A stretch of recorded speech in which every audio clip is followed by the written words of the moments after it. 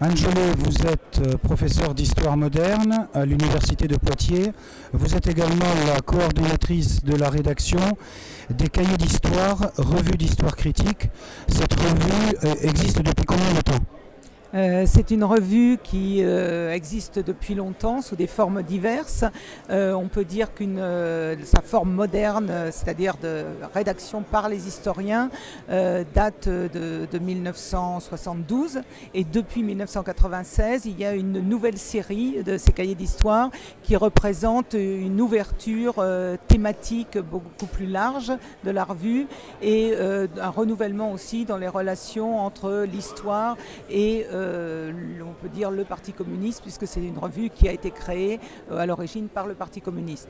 Donc il y a une forme d'autonomisation sous forme d'association qui se traduit par aussi une nouvelle façon d'aborder des problèmes dans des thématiques qui sont beaucoup plus globales de domination et de résistance aux dominations. Donc si on veut, c'est une lecture qui est marxiste, qui fait entrer l'histoire sociale au cœur de nos lectures, les conflits dans les sociétés, mais aussi qui s'intéresse à d'autres auteurs, à d'autres approches qui peuvent être foucaldiennes, bourdieusiennes, qui permettent d'alimenter ces lectures donc critiques, c'est-à-dire des lectures qui n'effacent pas les questions des relations de pouvoir dans les sociétés. Vous avez présenté récemment un numéro très important sur enseigner l'histoire. Quel a été le choix qui a été fait et quels ont été les thèmes qui ont été développés sur ce numéro qui, je le rappelle, était spécifiquement consacré à l'enseignement de l'histoire et a priori en priorité à l'enseignement de l'histoire dans le second degré.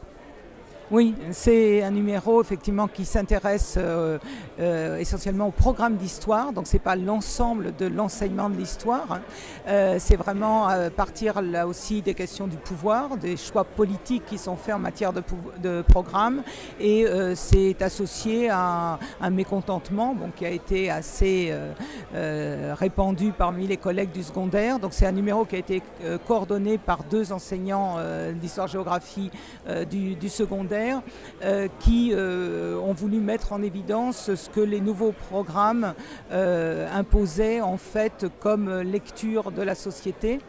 Je pense que pour les collègues qui sont intervenus dans ce numéro, il y a, on va dire, au moins deux types de problèmes. C'est la faiblesse de l'histoire sociale, c'est-à-dire la faible présence des masses, des acteurs sociaux, des travailleurs, des protestations qui viennent d'en bas, avec une histoire qui est assez lisse, finalement assez tournée vers les institutions, l'international, mais là aussi vue d'en haut. Et puis un autre axe, c'est celui d'une histoire qui casse la chronologie à travers les programmes, à travers des éclairages donc, qui sont disjoints et à travers les thématiques et qui, pour les auteurs du programme, mettent à mal les réseaux d'explication, les causalités, les fonctionnements par causalité de l'histoire. Donc notamment sur les questions de la guerre, des liens entre guerre et crise économique, entre développement des régimes fascistes ou du nazisme et des crises et de la crise économique. Donc il y a là une mise en cause de cette nouvelle présentation de l'histoire à travers ces éclairages disjoints chronologiquement. La question qui se pose en ce qui concerne ces programmes d'histoire, c'est évidemment celle de l'absence de la présentation des ruptures. C'est surtout un peu le problème qui se pose quand on est, et c'est le cas des clients praticiens dans le second degré, c'est le fait qu'un certain nombre de ruptures, je pense à la Révolution russe, je pense à la Commune, je pense à d'autres épisodes de ce type, les ruptures ne sont plus pratiquement traitées en tant que telles avec leur signification et surtout leurs conséquences.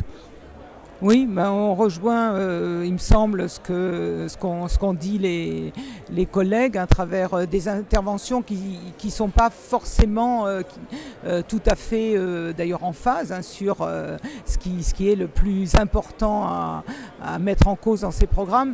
Mais l'idée d'ensemble, effectivement, ça rejoint ce que je disais sur les mouvements populaires, de ce qui intervient et pèse sur le déroulement de l'histoire. l'histoire en créant du neuf à travers les révoltes et les révolutions, effectivement nous semble très très évacué de cette vision de l'histoire.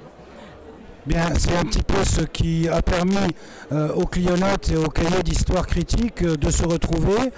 C'est ce qui permet sur le site dédié La Cliothèque et le site portail des Clionotes de présenter chacun des numéros de la revue et de poursuivre ces échanges et cette discussion.